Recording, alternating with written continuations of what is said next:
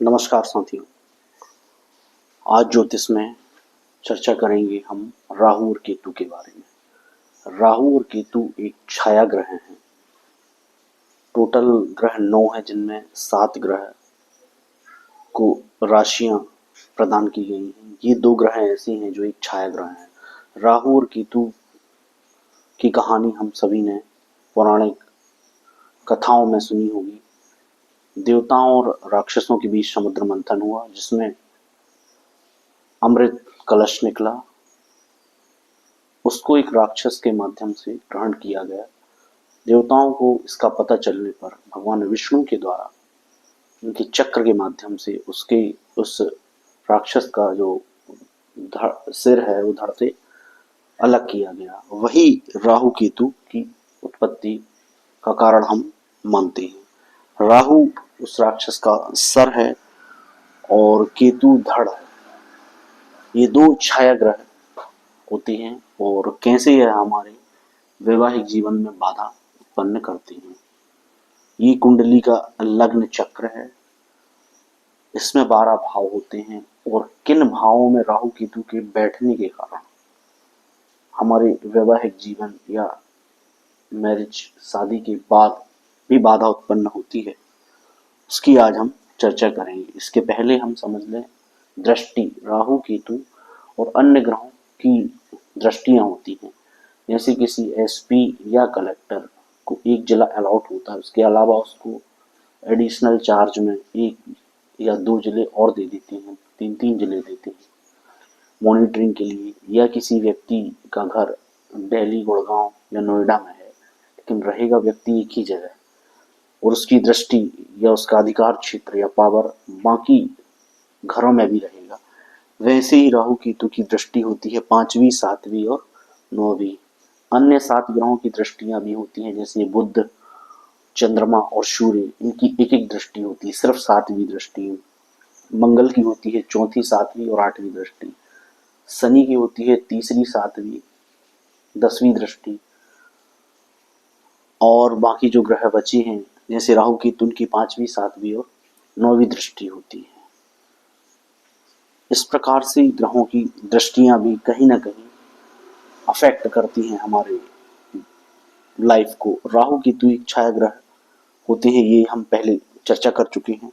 और वह हमेशा वक्री होती है। वक्री मतलब उल्टा चलना।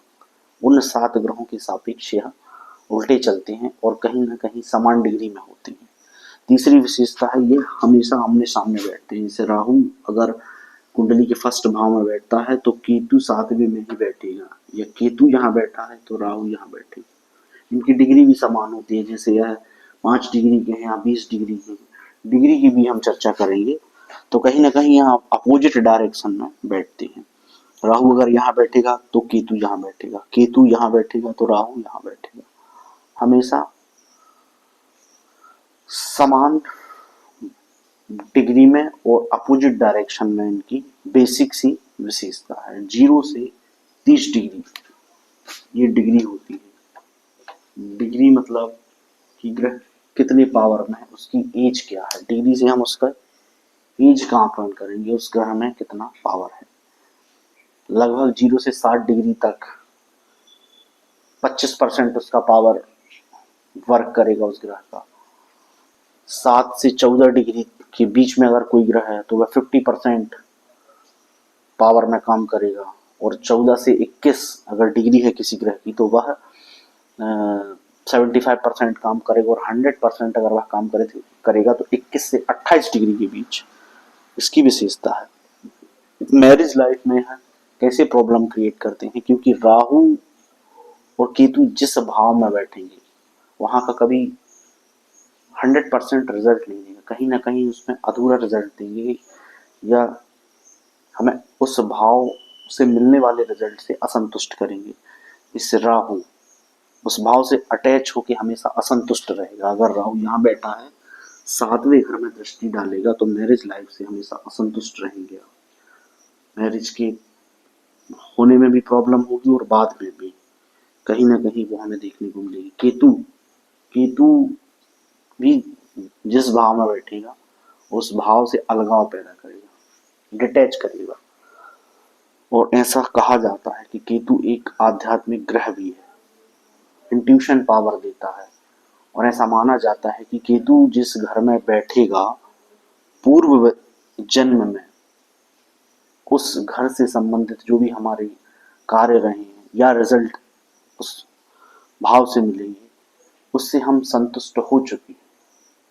पूर्व जन्म में हमारे वह पूरे कार्य कंप्लीट हो चुके हैं, तो कहीं ना कहीं हम उनसे, उस भाव से दूर ही जाएंगे। तो ये केतु की प्रॉपर्टी हो गई, डिटैच करता है, अलगाव करता है। और राहु अटैच होके उस भाव से हमेशा असंतुष्ट रहेगा।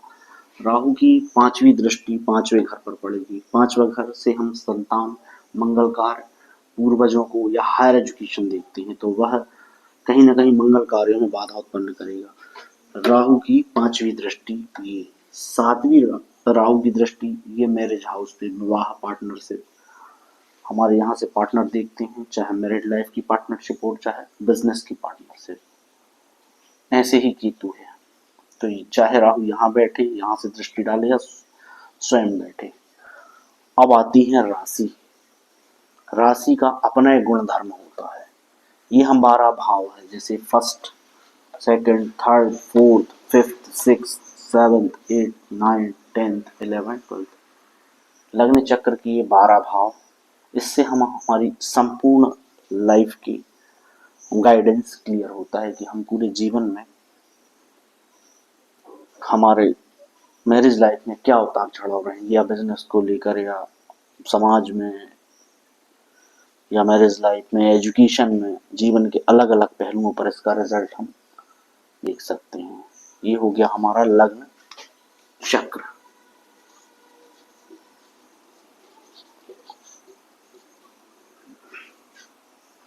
दृष्टि हम देख चुके हैं, और बाकी डिटेलिंग। राशि के अपने अपने स्वभाव होते हैं, किस राशि में ग्रह उच्च का है, नीच का है, और इसके उपाय के बारे में हम अगली वीडियो में चर्चा करेंगे। तब तक के लिए धन्यवाद, नमस्कार।